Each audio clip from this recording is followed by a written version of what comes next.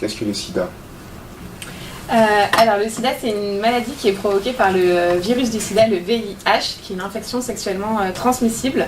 Le VIH, c'est un virus qui s'attaque au système immunitaire dans notre corps et qui va affaiblir nos défenses immunitaires, ce qui fait qu'à un moment notre corps ne sera plus capable de se défendre tout seul et qu'on va attraper ce qu'on appelle des infections opportunistes, qui est le moment où on va basculer en stade sida, puisque du coup on va commencer à avoir des symptômes de maladies extérieures.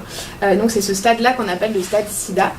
Mais on peut être séropositif au VIH sans avoir le stade sida. Comment le sida est devenu apparu? Alors, la théorie la plus probable et la plus acceptée scientifiquement, c'est que c'est un virus qui était présent chez le singe et qu'il y a des hommes qui ont mangé de la viande de singe mal cuite. Et du coup, en passant dans l'organisme du singe à l'humain, il y a eu une mutation du virus qui s'est transformée ensuite en VIH. Mais en fait, il existe de nombreuses maladies de l'immunodéficience chez les animaux. Et là, c'est tout simplement une mutation du virus comme il peut y en avoir, comme il y en a pu y en avoir d'autres fois. D'accord. Et pourquoi le sida est-il dangereux? Alors, le sida, plus que le sida, le VIH peut être dangereux tout simplement parce qu'il peut se transmettre d'une personne à une autre. En fait, on va dire qu'on va prendre deux niveaux de réponse. Il y a le niveau individuel où du coup, individuellement, il va affaiblir notre organisme et du coup, potentiellement, si on ne prend pas de traitement, on peut mourir d'infections liées au sida. Mais aussi collectivement, en fait, du coup, quand on a le VIH, on est contaminant à partir du moment où on vient d'être infecté. Et donc, on peut transmettre le virus à d'autres personnes. Et ce qui fait que depuis 30 ans qu'on a découvert le virus, il y a eu 40 millions de décès des suites du sida. D'accord. Et pourquoi le sida ne guérit-il pas?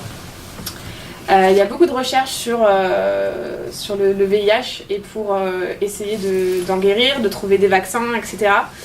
Seulement c'est compliqué. On a réussi grâce au traitement, on peut maintenant contrôler l'évolution du virus, disons, du coup en empêchant qu'il l'endommage trop l'organisme. Mais par contre on n'arrive pas à faire disparaître le virus parce qu'il va se cacher dans certaines parties du corps, ce qu'on appelle les réservoirs à VIH. Et du coup dans ces endroits-là, le VIH n'est pas accessible, on n'arrive pas encore à y accéder à ce moment-là, ce qui fait qu'on ne peut pas encore guérir du VIH puisqu'on ne peut pas se débarrasser du virus une fois qu'il est rentré dans notre corps. D'accord. Et quels sont les liquides qui transmettent le sida? Alors le sida, le VIH du coup se transmet d'un corps humain à un autre par effectivement des liquides, et des liquides contaminants il en existe 5. Le sang, le sperme, le liquide séminal qui est du coup le liquide transparent, le lubrifiant naturel chez les hommes qui apparaît dès le début de l'érection, les sécrétions vaginales et le lait maternel. Comment se protéger du sida?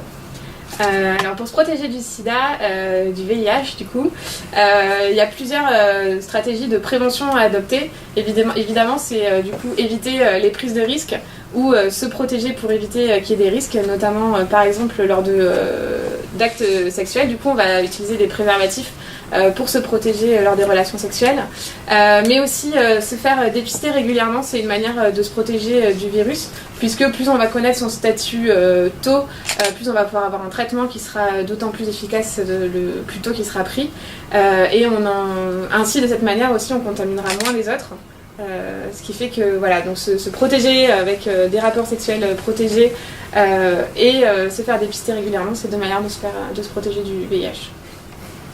Est-ce que le bébé, est-ce que la maladie, par exemple si vous êtes enceinte, est-ce que si vous avez le sida, est-ce que votre enfant il peut avoir le sida?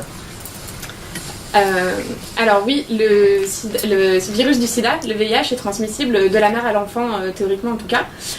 Et c'est le cas dans de nombreux pays. Aujourd'hui en France, grâce au traitement, on a réussi à réduire cette transmission à moins de 1% des naissances chaque année.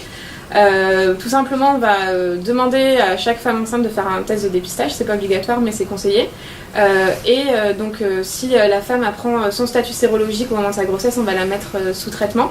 Si elle est déjà dépistée, si elle est déjà séropositive et qu'elle le sait et qu'elle prend bien son traitement, quand on prend bien son traitement, on est en ce qu'on appelle en charge virale indétectable, c'est-à-dire que le virus est tellement bien maîtrisé qu'on ne va plus être contaminant et à ce moment-là, il n'y aura plus de contamination de la mère à l'enfant.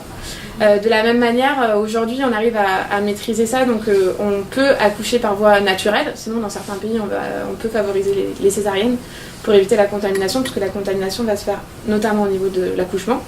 Et enfin, on peut aussi mettre le bébé sous traitement dès sa naissance pour éviter qu'il soit contaminé par le virus. D'accord. Merci, ça sera tout.